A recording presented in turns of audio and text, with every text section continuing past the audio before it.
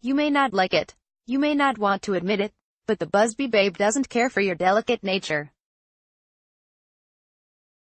The Busby Babe is here to drop the hard truths. And right now, right here, there's no truth harder than this. Jose Mourinho was right all along. Manchester United are not wearing any trousers. Trousers, of course, means defending. Since Ole Gunnar Solskjaer took over, United have kept 3 clean sheets in 9 games.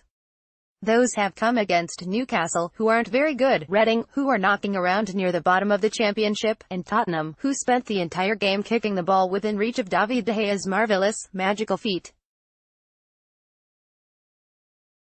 Go up, lads. Test his shoulders. United have conceded at least once in the other 6, which isn't great. Worse, one of those was against Huddersfield, who have scored just 13 league goals all season. Add to that the mere 4 clean sheets under Mourinho, and the fact that so much of last season's second-place finish was thanks to De Gea, and, yeah, the defending. It isn't, but you knew all this already. You don't have to watch United for long to realize that things are pretty ropey at the back. What's interesting about this wobbliness is how it's persisted out of Mourinho's time and into Solskjaer's. By providing a clean through line, it allows us to consider what has changed. Broadly speaking, the problem is dealt with in 2 stages. The first part is identifying what the problem actually is. The second is devising and coming up with some kind of solution.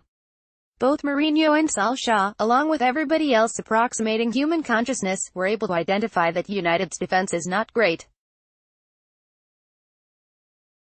The question is, then, how to cope with that.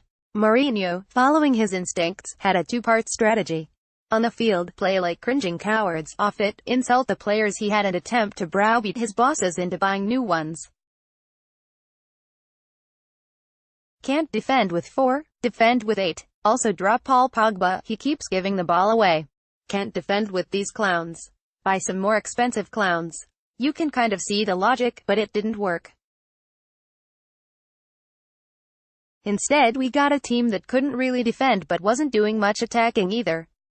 Just as likely to lose games, far less likely to actually win them. Whether that was down to a lack of talent, or a problem in training, or just the natural consequence of constant tinkering and an all-out assault on players' confidence, will be a question for the future and for the autobiographies. Maybe a mix of all 3? Though whoever gets the manager's job, we'd guess that there will be lots of defense-related business going on. Mourinho was right, remember. Solskjaer, not a manager previously noted for his rigorous defensive organization, has taken a different tack.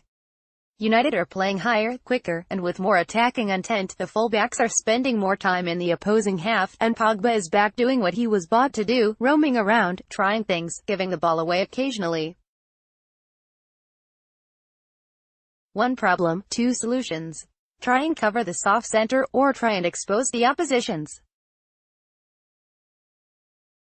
The results have obviously been better for Solskjaer, albeit he has yet to face either of the league's 2 properly good teams, and has faced plenty of its actually bad. But beyond the results, the approach has various other benefits, all of which add up to the good mood that is bouncing around the place.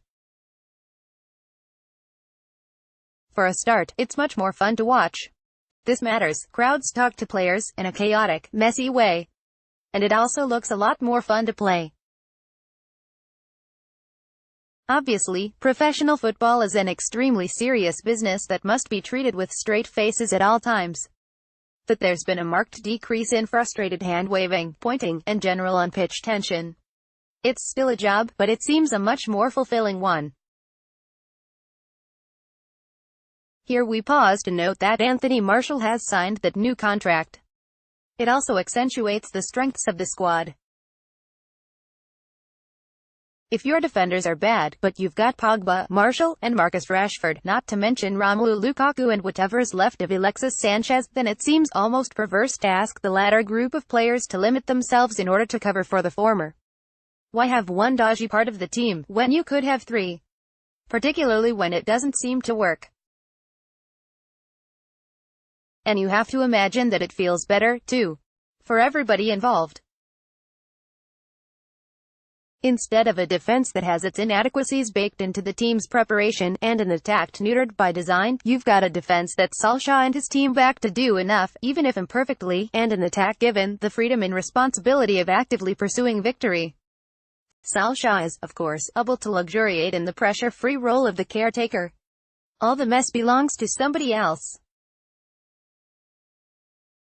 But the broader template has been set energizing so quickly that it stands as something of a lesson on how to approach this kind of problem, and what United should be looking for in their next manager. Back to the trousers. Solskjaer and Mourinho, standing in public, cold wind whipping around their shins.